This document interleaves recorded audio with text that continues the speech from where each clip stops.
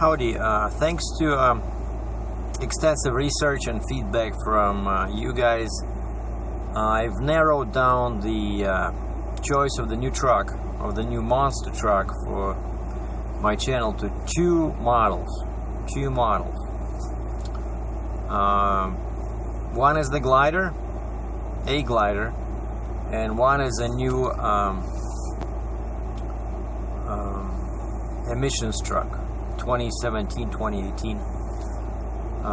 And I just spent a couple of hours with a salesman this morning, and choice number one for Angel SERGEI is Kenworth T800. I believe this is the best truck. The only drawback to the truck is the emissions equipment, and that's why choice number two is a pre-emissions Western Star, like a new chassis, but built with a pre-emissions 600 horsepower 2050 torque Cummins. And I should know the pricing for that one in a few days. I send the spec sheet to the glider guy. It's a Freightliner dealer here in Ontario. And as I promised, the truck I'm trying to build is gonna be a powerful beast, a monster. It's not gonna look pretty, it's gonna look ugly. It's gonna be this thing over here. It's a T800, but it'll have the sleeper.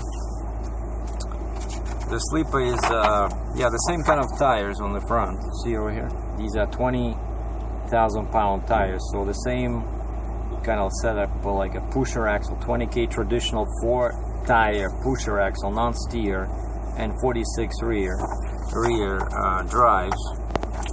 And the sleeper, I really don't mind the flat top sleeper. I like the classic look it gives to the truck.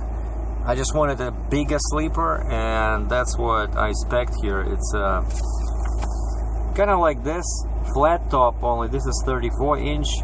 The one I spec'd today with the Kenworth salesman is 72, so it's much bigger. And let me just tell you about the specs. It's pricey. It's about 10,000 bucks more than the Western Star I spec'd before, the new emissions 2018 Western Star, but this one, it's a much better truck because you know, honestly, I don't care about this little logo, you know, like that. I don't care whether the computer is an Apple or Windows, or if it's a Kenworth or Freightliner.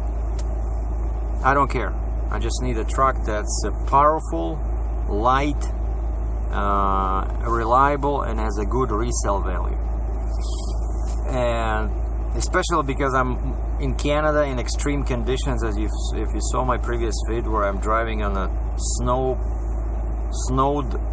covered with snow road, like packed snow, dirt road, you know, I need a truck that can survive something like Alberta or Saskatchewan. And what do you see if you go to Alberta? If you saw my truck watching in Alberta video, number one, you see there is a Kenworth, number two is probably Peterbilt, and number three, you don't see many of them, but logging trucks are popular.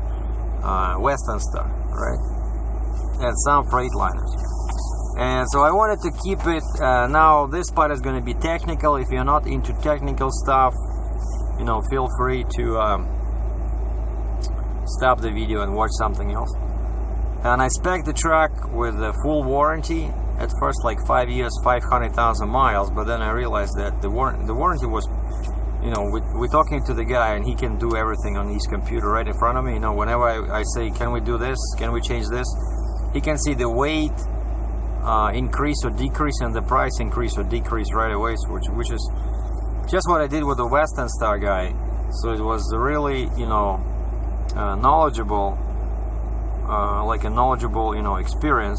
And so I dropped the warranty to 300,000 miles or 5 years. It's parts and service. And we went to 605 maximum horsepower. This is X15, the new Cummins engine. It's not ISX anymore, it's X15. 605 horsepower at 1900 RPM and 2050 pounds of torque at 1150 RPM. So the sleeper, as I said, is 72-inch aero cap flat top sleeper. And the wheelbase, I wanted to keep it tight at 244, and it was possible, but only with very small fuel tanks. Like the total fuel capacity was less than what I have now in the Mac, and I said, you know, I need at least that. But actually, with these price increases, right, in Canada, now they spiked by at least like 10 cents a liter here. I said, I want bigger tanks. And the only way to do that was to increase the wheelbase. And so now this truck has 253 inches. And that is enough for the setback 4-axle truck. So with a pusher axle in front of the drives and the PTO. So 253, in my case, is the magic number. So big engine. I asked the guy about the radiator, and the difference was minimum. So we went with a big red, that wide hood option. Hold on, where is this engine? Yeah, the air cleaners are 15-inch in diameter, cowl-mounted outside air cleaners. Was Western Star spec for some reason 13. Yeah, radiator is 1780 square inches. 1780. Let me show you this picture again. That's what 1780 square inch radiator looks like. And so because of that, the bumper is different and the headlights are back to square one, so like classical headlights, not dual like you see in this guy over here. I see these trucks, actually a big local carrier, Challenger Motor Freight, that uses this big hood Kenworth. And like I said, I know they look a bit ugly, but you know, I promise you guys a monster. That's what it is. And so yeah, 15-inch stainless steel polished dual cowl-mounted air cleaners, 1780 square inch radiator, dual exhaust, finally, 7-inch dual. The top is 7-inch in diameter, 2 pipes on the sides of the sleeper. But I think it's, yeah, of course it goes back to 5 near the engine, but it's going to be on the side of the sleeper. Transmission, yeah, for better resale value, I switched to RTLO 20918. He didn't have 22918. He said he'd have to talk to engineering to get approval, but right on his list was even that 13 he did not have, like the one I had before. So anyway, yeah, it's better for resale, and so it's 2918, so it's an 18-speed manual transmission rated for 2050 torque. Dana driveline. I see aluminum everywhere. That's why this truck is expensive, but also it's lighter than Western Star because it has aluminum cab. So Meritor front axle 20K, and rear axle is also Meritor 46,000. And for now I put the axle ratio 391, and I told the guy that if he can ask engineering, and he said he's gonna call his Cummins rep to see what they recommend for this kind of operation. I said shoot for 150,000 pound gross weight truck trailer load, and I said I want to be able to drive with this maximum load loaded 56 to 60 miles an hour and empty 62 to 65 miles an hour. Like for me, that's you know, especially with this hood, with this huge radiator, I'm not gonna be driving at 70 miles an hour, even empty, you know. So 62, 65 empty, 56, 60 loaded. So I said for now let's do 391. Just slow down a little bit from 373, and then we'll change that based on the feedback from the Cummins rep at the factory. By the way, these trucks are built not in China, not in Mexico. They're built in Chillicothe, Ohio. And I asked him if I can drive it from the factory. He said probably not because of the insurance regulations, but just kind of funny that the plant is right here. It's just probably like, 4 or 5 hours away from me. I could probably ask him to go on a tour. They need $5,000 deposit. The lead time to build a truck is 45 days. And to continue, so 391 ratio, full locks, double frame. You die-hard fans will like this, right? That's what the guy spec'd, and he's been doing it for a long time. And I basically asked him for his input and suggestions, and he was very polite. He did not argue with me. I said I want to keep the weight down, but I want a strong truck. Maybe we can put just the insert between the sleeper and the end of frame, because that's what we did with the Western Star. But he said, the weight difference is not that big, the price difference is not that big. So I said, okay, let's leave the double frame. So it's full double frame, and the tires are because it's a 20,000 pound front axle, the tires are Michelin XZY3 425/65 R225. Drive tires are Bridgestone M799 11R225 16 ply. I don't want 11/24/5, they're too big. I like 11/22/5. And non-steerable pusher will have 4 Michelin XZA2 Energy 275/70 R225s. And wheels, all wheels are aluminum, of course. Pusher will have Dura-Bright buffed rims. Rear also Dura-Bright Alcoa. And yeah, frame rails. Yeah, over here it says full steel insert. It does add weight, but it makes the truck, of course, so much stronger. Especially with these 20K steers, 20 pusher, 46 drives. It's like a real monster truck. Honestly, I feel very excited about this truck. I know it has emissions, and that's where the extended warranty comes in. I don't do that many miles. I think 300,000 miles is more than enough. I would just sell the truck when the warranty is out, because if you don't have warranty in this business, it's just too much downtime. And so the only tanks we could figure out, like the biggest tanks with this frame, with 253-inch frame, we were able to put in is 177, like a weird number, 177 gallon tank, 28.5 inch diameter. On the passenger side. And on the driver's side, it's 105 US gallon tank. Again, 28.5 inch in diameter, like a huge tank, but it's short because of that, just to save space. And the DEF tank, he gave me the biggest one. It's that's what the system suggested, 31.1 gallons DEF on the driver's side. And what else here? Cab, aluminum, aero cab, flat top sleeper, 72 inch. Heater, I asked them for engine/bunk heater. So that's what I wanted with the Mac, but decided to go cheap. It's basically, this thing starts by itself if it feels that the coolant temperature goes down, and it starts that little diesel engine.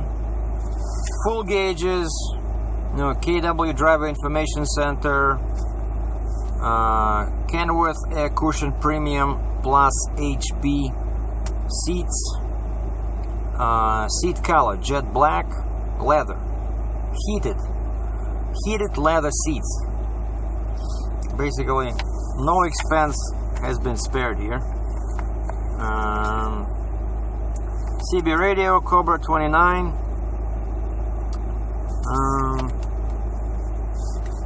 Dual air horn. Okay, that's something that we overlooked. I need 4. This is a big truck.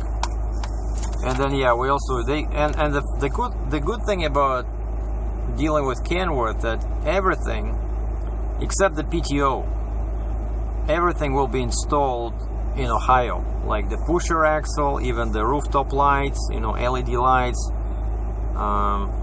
You don't have to, basically when they bring the truck, all I have to do is just install the PTO.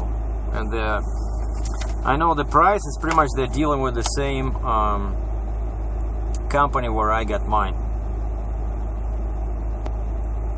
And what else is there? Oh, and the paint,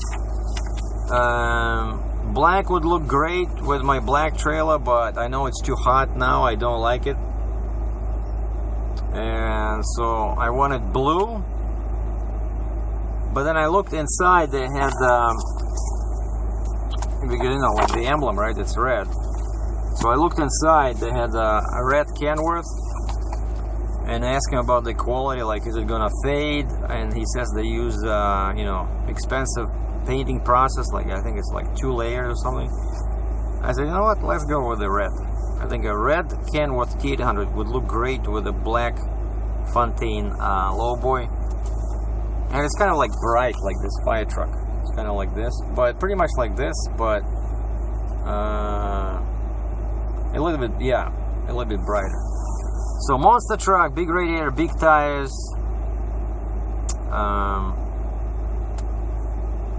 I love it. And at the end I said, can we at least look inside? Like, what are you buying? Can I see the quality of the dash? And it's much better than on my Mac. Like all the switches, I can see the better quality. And the most important thing is the steering wheel. On the Western Star 4900, they changed it on the 5700, but on 4900 the steering wheel is pretty much the same as on my Mac, where they have steel, super extra sharp steel, kind of like the same one they used to make knives. They put that steel on each side of the horn. And you drive your truck and you're crying and you're bleeding, and basically the Western Star guy told me, oh, you're not gonna put your hand in there. Like I said, that's how I drive. Sometimes I like to put my left hand, between the rim and the horn on the left side, because if you're driving in a straight road with a light load, the truck is not moving, so you just want to do like minimum movements. And on the Mac it's painful, and I was so happy to see that Western Star had different wheel, like a Volvo, fully covered. And then I asked the salesman about this, and he says, no, this is 5700. Like, we're building you 4900. He says, on that one, the steering wheel is traditional. And I said, yeah, you see, this is what you have on the Kenworth. Kind of like the same as on a Peterbilt, right? So, perfect. I can put my hand right in here, and actually I tried it, and that's where I like to keep my hands, like at least left hand. On the Mac it's all steel.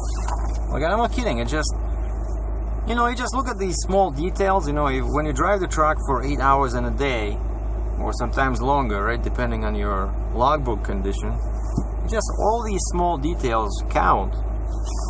And also, I was happy to see, you see this? Turn signal? As you can see, it's around.